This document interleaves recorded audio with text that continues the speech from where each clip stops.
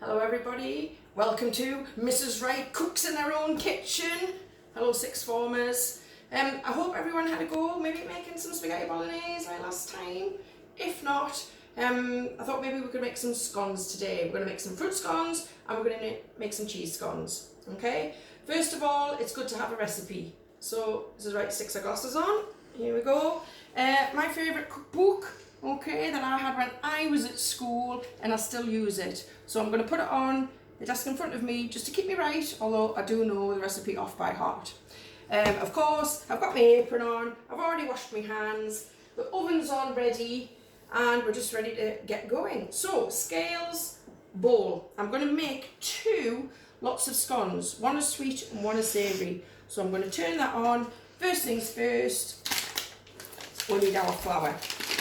And it is 250 grams of flour. Now I'm not just going to chuck it all in like that, because what happens, it just goes everywhere. So good idea to use a spoon, because I know what you like, you'll get it everywhere. So let's measure it out carefully, little by little. Perfect. So that's going to be for my cheese scones, and this one is going to be for my fruit scones. And again, 250 grams, and a little bit more, a little bit less, that's okay. A few grams here and there will be all right. There we go. And if you've noticed, I've got everything out ready. So I've got me, I was thinking ahead, got my spoon, got my scissors, got all my ingredients all ready. Right, so we're going to need to rub some fat into the flour, and for fat we can use margarine, you can use butter, but because in our house we have some vegans, okay, now they are people who don't eat any meat, okay, and they don't eat anything that comes from meat. So for instance, they don't eat butter or drink milk or have eggs. So this is margarine, and it's made from plants, okay, not butter that comes from a cow. Right, so here we go. So we need 40 grams of fat. Okay, so I'm going to measure it. Normally I'd probably stick my fingers in, but because I'm being on video, I won't. Right, same again here. And 40 grams again. So little by little. We don't want to overdo it. A little bit more. Oh, perfect. And I'm going to put those on there. Put that out of the way. Right, so really that's most of the weighing done. Okay, so I'm going to turn my scales off, and I'm going to just put them out the way so they're not in the way. Here we go. Right, so this is called the rubbing in method. Get your fingers in, remember they're clean, make sure your nails are clean, and please don't pick your nose and then put your fingers in, okay, or wipe your nose, scratch your butt, anything like that. You know what I'm like, you know what I keep saying to you all the time is, all right, clean fingers. So here we go. So we're going to rub, right, the fat, which is the margarine, through our fingers, and it's like a bit gross, okay, but you need to rub the fat into the flour, and it is a bit messy, I know, okay, but we don't want to have too many lumps. You can check if it's lumpy by if you shake the bowl like that, and can you see there's lumps on the top? So it means I haven't rubbed it in enough. And what it's got to look like, it's got to look a bit like what we call breadcrumbs. So you know when you cut yourself a slice of bread, and you get all those crumbs on the bench that you then sweep onto the floor, right, and you think we don't notice when you do that. It's supposed to look like all those little crumbs. Now I'm just rubbing it through my fingertips. I'm not rubbing it through my whole hand like that, okay, because we want to keep the butter cold. If the butter gets too hot, so I'm just trying to wipe it off my fingers, it's just going to melt into the flour, and we don't want it to melt into the flour. We want to keep it like little breadcrumbs. don't forget, get someone to help you if you need some help. Get an adult. Right, so I'm going to rub my hands together like that to get all the flour and butter off my hands. Okay, I'm going to give it a little shake. Right, and it looks like little bits of breadcrumb. Can you see that? So little bits of breadcrumbs. Now, because this is my sweet scone, I'm just going to put a sprinkle of sugar in. Just a little bit, like that. That's all it is, just like a little spoonful. And this time, okay, because I'm going to make sweet scones, I'm going to use some rhubarb. Right, now normally rhubarb's probably about this big, has a big leaf on the top. Mrs Wright's rhubarb that I was growing in my garden has only produced this year. So I'm a little bit upset about that, but never mind, it was ready to pull. I'm going to get a pair of scissors, right, and I'm just going to chop the rhubarb into little pieces. You don't need to cook it. Obviously I've washed it, and that's all you need to do, okay, because it's nice and juicy. So I'm just cutting it. Fingers are behind the scissors like they always are behind the knives. Okay, so there goes my rhubarb. I'm going to put some of this stuff in here, and this is called crystallized ginger, right, and you just cut off little bits of this ginger, and the same with your scissors. Okay, and that'll give it a nice kind of spicy ginger flavour. Not spicy like you would make curry. Okay, although you can put ginger in a curry. So I'm just going to cut some little bits off. Like that. And then how are we going to get it to stick together? Right, we're going to use a little bit of milk. And this is special milk because obviously the vegans can't have the same milk that we have. Okay, so I'm just going to put a little bit of milk in. First of all, I'm going to get my knife. I'm going to give it a little bit of a stir so that the ginger and the rhubarb are coated in flour. Okay, I'm going to put a little bit of milk in. Just a little bit to start with. And I'm going to mix it with the knife. First thing I'm going to do is just give it a little mix with a knife, and then we'll see how well it starts to stick together.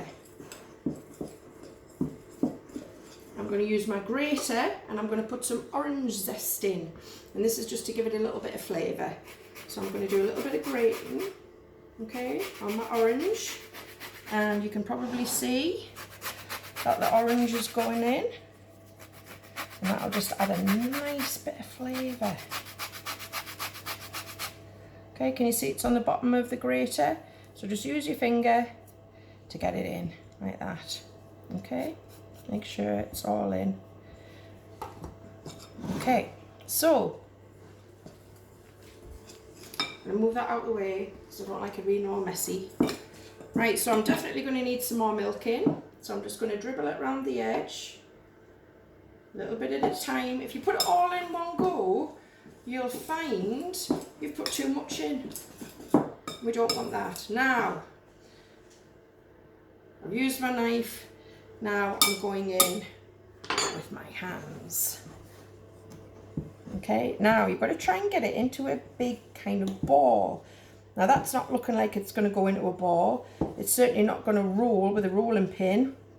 So a little bit more milk, and in we go again. Okay. The thing with scones is we don't want to overmix them. If we overmix them, they go tough, and we don't want tough, horrible scones. So another little dribble. And I think that is nearly done. There. So we've got a kind of scone ball. What I'm going to do is I'm going to go and wash my hands, and I'll come back once my hands are all nice and clean. Right, I've washed my hands. I've got my ball of scone mixture out of the bowl. I'm going to put a little bit of flour on my bench, not too much. I'm going to put that out of the way. I'm going to just lift it on very gently. I'm going to dip my hands in the flour, rub it together, and just rub a little bit on my rolling pin. Okay, so be careful with rolling pins, right? You need to have it floured up really well. okay, so it doesn't stick. No hitting brothers and sisters with these rolling pins. And I'm just going to press really, really gently like that. I'm going to turn it around. There are a few cracks in it. That's fine. But the secret with scones is not rolling them too thin. In fact, I'm really not going to put much more on, not much more rolling than that. Okay, and then I need my scone cutters. It's entirely up to you what size you like your scones. I think I'm going to go for this size. Now, traditionally, fruit scones, you use the bibbly wobbly edge, and a savoury scone, you use the straight edge. Okay, just saying. So, do I plonk it right in the middle and press down and then do another one there? No, we keep it right on the very edge. We press down, we don't twist it. If you twist it, okay, your scones won't rise properly. Now we put them on the baking tray, just gently press them out, okay?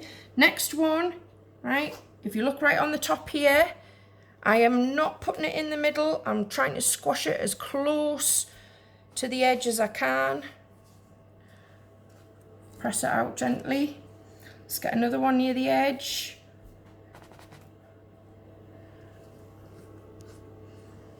One in the middle.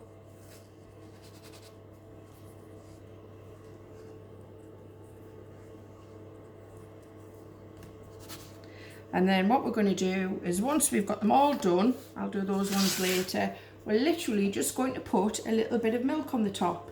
And you can literally just dip your finger in the milk and just put a little bit of milk on the top like that. Try not to pat it down. You can use a pastry brush, but I don't have one. If I was at school, I'd have a pastry brush because I know there's some in the drawer in the sixth form flat. Okay, and then we're going to put them in the oven. All right, okay, I'll see you later. Welcome back. Fruit scones are in the oven, and I've got my cheese scones here. So it's exactly the same as before. I rubbed my fat into my flour.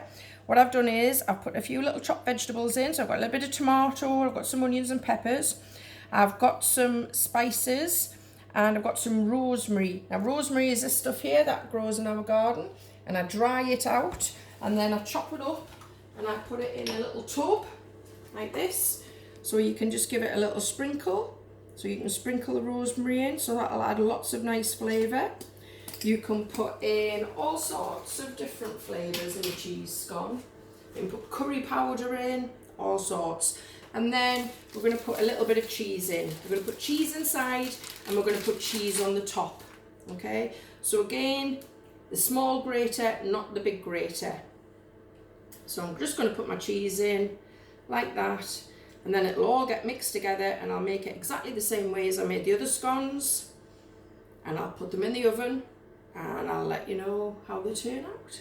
See you later. Welcome back. Fruit scones are ready to come out of the oven. Cheese ones are in. I'm going to move them up a shelf. Melt the cheese on the top of those cheesy scones. Leave those in. Here we go. There are our fruit scones. Don't they look nice? Bye.